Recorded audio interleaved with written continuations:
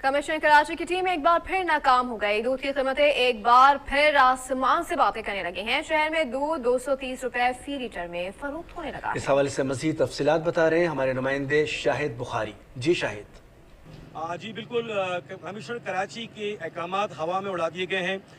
दूध की कीमतें जो हैं वो दिन बर दिन बढ़ाई जा रही है। कोई 230 रुपए किलो बेच रहा है, कोई 220 रुपए।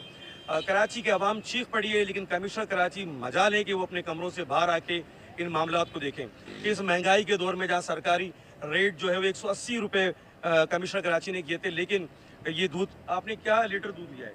आज तो जो मुझे लीटर पड़ा है वो पड़ा है 220 रुपये।